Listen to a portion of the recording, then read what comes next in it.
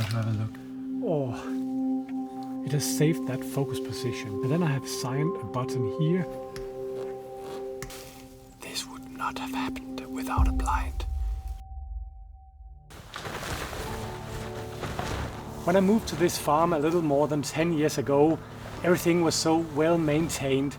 The lawn was cut short, there was no weed around the terrace. So while everyone thought it looked so nice, in my opinion it looked just like a park in the city, and I wanted that to be different. Already within the first year, I started to plant some random trees around. I left dead trees in the forest, and when I cut the lawn, I left these small circles where nature could basically do as it wanted to do. And in the summer I see loads of butterflies and insects, small little snakes, frogs and stuff like that, and this is really how I want it to be.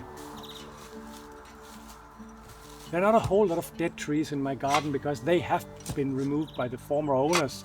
So sometimes I go to the forest and I find some dead trees or branches, and I dig holes in my garden to put them there, not because I like dead trees, but because the birds love them. The woodpecker, the small birds love to come there and find insects in the bark. And I'm sure that the more wild I can make my garden and the more food it can provide for birds, hide, water, the better and the more wildlife I'll have here. I also feed the birds in my garden all year round with sunflower seeds and nuts. Not because I want to photograph them, just because I love to have birds around. I've never really put a lot of effort into photographing the birds in the garden, but I decided, like on these grey short days with a lot of hunting in the forest around and animals that are very scared, why not give it a chance here? I mean, it's just here outside my little farm, just to see if I can get one or two decent photos. So yeah.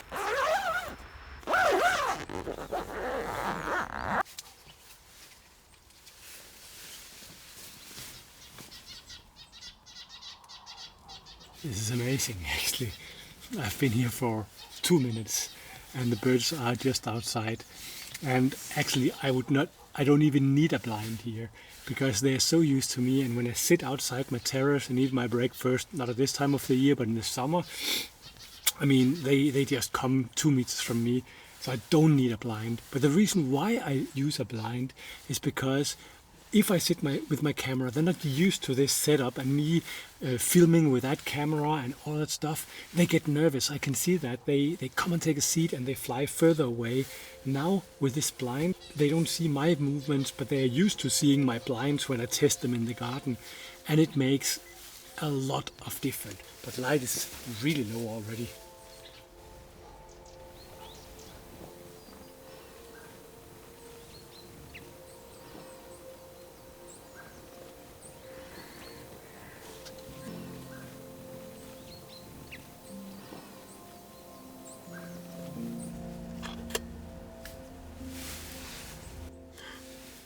Is nice. Unfortunately, it's already too dark outside and I've only been here for half an hour, but I know the birds are there. I know they have accepted the blind, the bird feeders are filled up, and then tomorrow before sunrise I'll be in this spot with a cup of coffee, that camera also, and then I think that's going to be really good.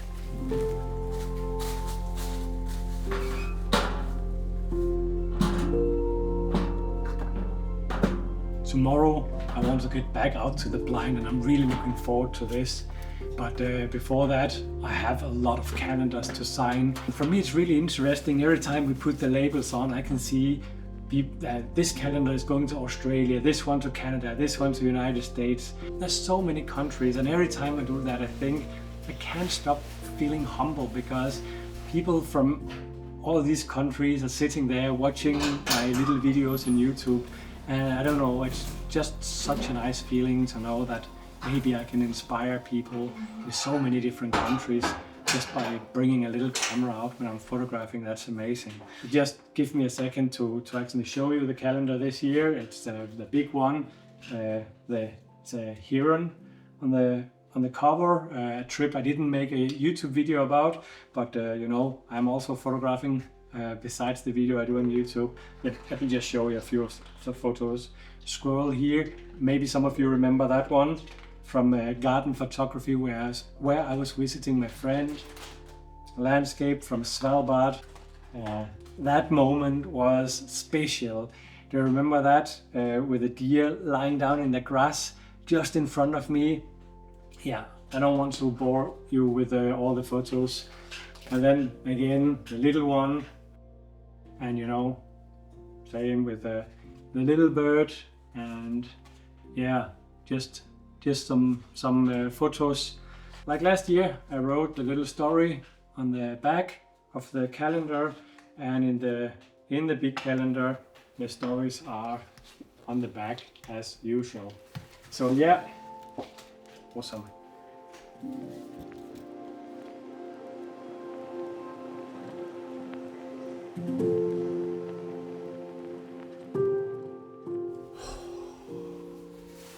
I did not expect this. Let's have a look. Oh, this is the first morning with the land covered in frost. It's so beautiful, and I now feel, you know, that feeling of fear of missing out. I want to take all my cameras, all my lenses, and just run around everywhere, divide myself into 10 Mortons and just go mental. I want to photograph macro with the grass, I want to photograph some landscape, I want to photograph the fox in the meadow, the roe deer, the red deer, everything, just because it's so beautiful with the frost and the ice crystals. But this is where, like, it's always better for me to say, focus on one thing and just do that the whole day. And in this case, it's going to be my little photo blind. It is standing just out there and I can actually hear the birds. Time to make some coffee and get ready.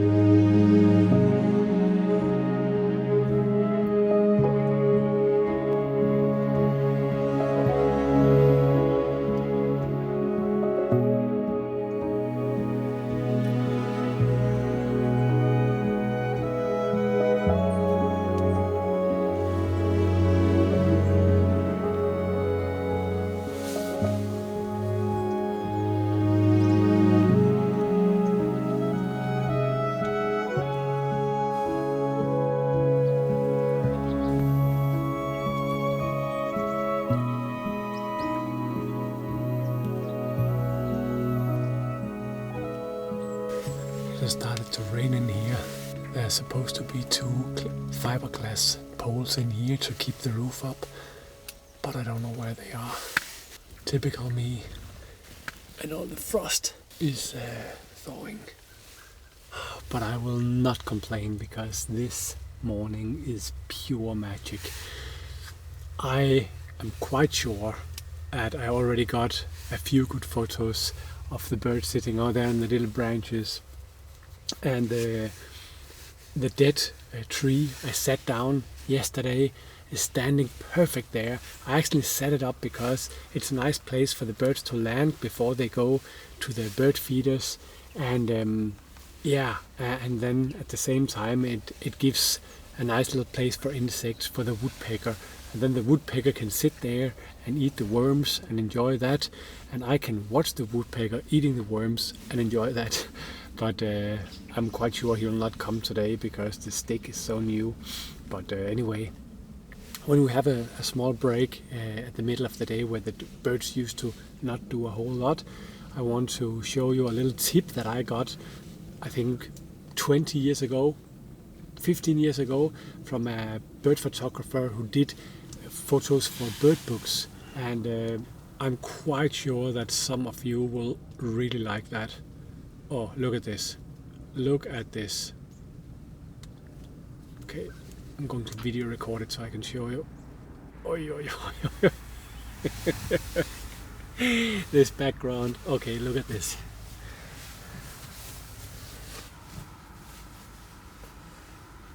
I think, look at this. Look at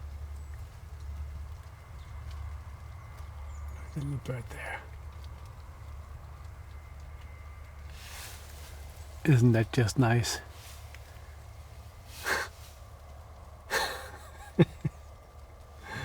Yeah, see. Oh, he's sitting really, really nice there with the background. A little bit soft, but I was also in a rush. And look at that. Like, this is where there's a little bit of sun coming through, and here I actually like this better. Because look, the colors are so cool, the green is cool, and then we have a little bit of like sun hitting only this part, so that is like a nice contrast between the cool colors here and the warm here, and then we just hope that this guy is sharp. Oh yeah, this is really nice.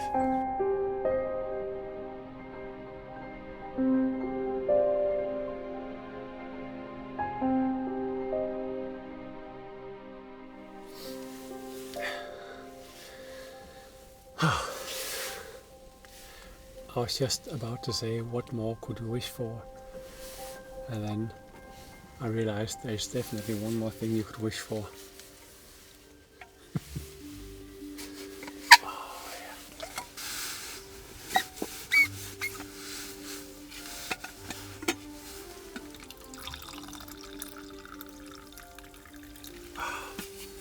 Coffee with a little bit of milk in it. My favorite.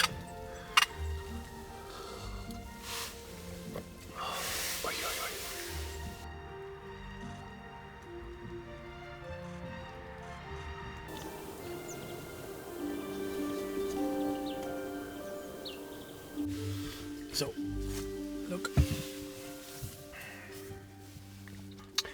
On my lens, I have a button where I can press and it will remember a focus point. So let's say I know the birds are often coming on this branch, sitting right there, and I focus. Now I press a button on my lens and I hold it and look at the screen. It says focus. It has saved that focus position. And then I have assigned a button here. So let's say I'm photographing a bird somewhere in the background or over here, and suddenly I see a bird sitting here, and it can be a little slow sometimes for the autofocus to figure out exactly where's that bird. But by pressing this button, I'll recall my saved focus position. So look what happens when I just press the button, regardless of where my autofocus point is. I'm back, and then I can take the photos.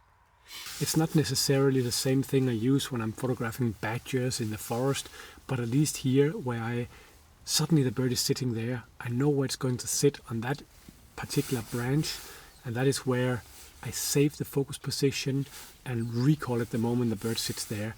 That is always faster than having to maybe the autofocus is like not getting the bird or something like that. And then once I press the button, I can then fine-tune with a bird detection mode. And the moments where it's most useful is if there are a lot of things in the foreground, things that can trick the autofocus system, and you basically have to dial it in with manual focus because you know it's just behind these branches, it might come out, and then you save that focus position, and if it suddenly happens and you know it's impossible with the autofocus, you just press that button and you're there. So that is my favorite function. Next one is the ability to quickly toggle between maybe 3 different autofocus modes. One will, for me, always be the little square where there's no automatic function, face recognition or anything that can be confused. That is like my go-to if it's a tricky subject. Next one is like in the Nikon world is the 3D autofocus where I focus on the bird and then I can recompose and the autofocus point will stick to the bird. The third one is a custom sizable, what you say, square, and within that square it'll do face detection or what you call eye detection on the birds.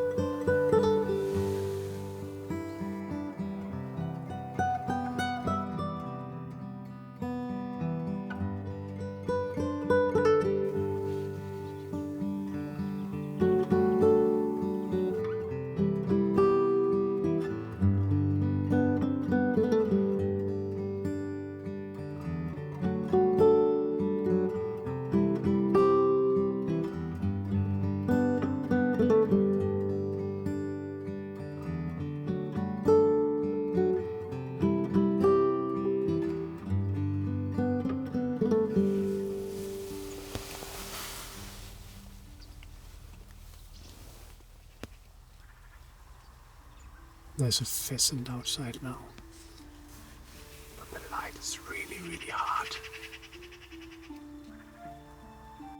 I wish it would come out from this tree.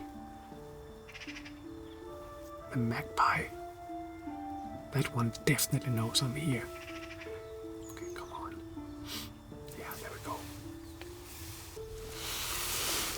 This would not have happened without a blind.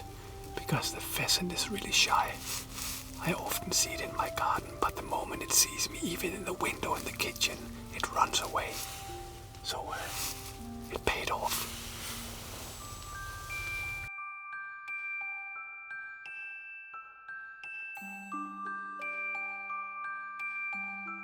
Yeah, there we go. Yeah, this is good.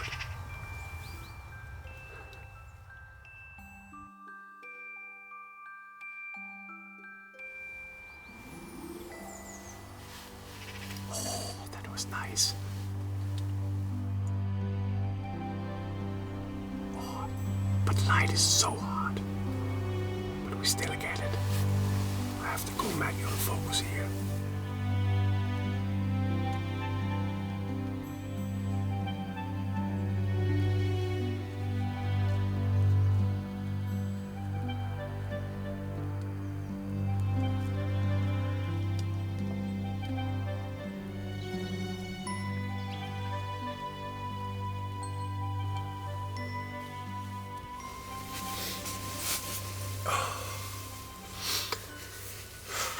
Light is really hard now, and even though the birds are sitting on the perfect spots on the little branches, it's not so magic anymore. Oh yeah, but I will not complain.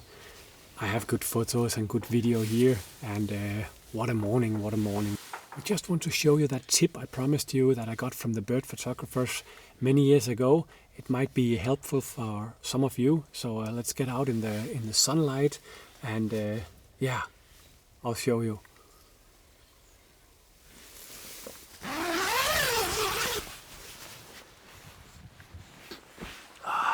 Oh. Look, these birds, they know me. Hello. I'm now about 3 meters from the bird feeder. I would be surprised. Yeah, look at that. Hello. So when I started out photographing birds many years ago, I had a chat with another photographer, and he was doing this professionally. He was photographing birds for bird books and illustration and stuff like that. And he was dependent on not spending like 3 weeks getting these bird photos. So he was so kind to share his little tip with me, and what he did when he got an assignment that could be like 50 or 70 different species for a book, where let's say 30 of them was in the garden. He would actually go out in nature and he would collect a lot of branches and dead tree trunks just like this. Then he would dig hole in his garden, either like I do here, or he would dig down like a plastic cylinder with a lid on, so that animals and beetles and frogs would not fall in it when it was not in use. He would then dig holes and put these plastic cylinders down the ground, different places with the same distance to his camera. He would go to his garage and he would have a selection of maybe 30 different branches and stuff sitting there, and he would put them down, some with moss, some without, some bright, some light, and he would line them up, and then he would have his photo blind. He would then make small holes on the backside of some of the big branches and just drill small holes and fill them up with fat and bird seeds, so that the bird would sit on the branch and you could not see the food, and then it would sit there. And then he would do the same as I do, hang up the bird feeders on each side, and that means that the bird would sit on all these different branches before they went out to either have snacks from the bird feeders or from the branch itself. Then after a day he would have a range of different species and different branches, and then at the end of the day he would take up all the pieces of wood and branches and tree trunks, and he would change them with different ones from his garage. The next day he could then get the same species or different species on different branches with different like colors and shapes and stuff, because he said you cannot deliver photos for a book and then you have 10 different species sitting on the same branch. He would also change the background by having other holes behind the first row of branches, and there he could sit down, one with fresh green leaves, one without leaves, and so on and so forth. So that was just a tip on how you can get a lot of bird photos in your own garden, or if you don't have a garden yourself, you probably have a friend or family or someone who have a garden where you can put up your photo blind. So I hope you enjoyed being with me in the little photo blind doing some bird photography. And I know I haven't been that active here on YouTube lately, but I have just been busy doing what I love the most. I've been out photographing, filming in nature without any distractions. I've been in Norway, Sweden, Scotland, Spain, Svalbard, and it has been absolutely awesome. But now I feel like it's time to share a little bit of my trips again.